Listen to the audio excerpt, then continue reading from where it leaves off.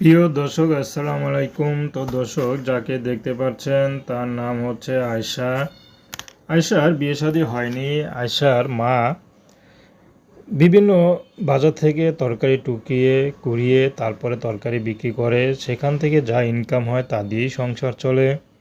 তো বর্তমানে আয়শা বড় হয়েছে, আয়শার বাবা নেই, আয়শার ছোট একটা ভাই আছে, মাদ্রাসায় পড়ে। তো আয়শার পড়াশোনার ইচ্ছা ছিল কিন্তু অভাবে সংসার কিভাবে পড়বে। তো আয়শা এখন ইউটিউবে এসেছে বিয়ে শাদির জন্য। তো আয়শা বর্তমানে একটি কাপড়ের দোকানে কাজ করে, সেখানে যত রিজেক্ট শাড়ি আসে সেগুলো সেলাই করে। তো গ্রাম অঞ্চলে বেশি টাকা পয়সা পাওয়া যায় না, তার মধ্যে আয়শার মা অসুস্থ, একদিন বাজারে গেলে 3 দিন যায় না।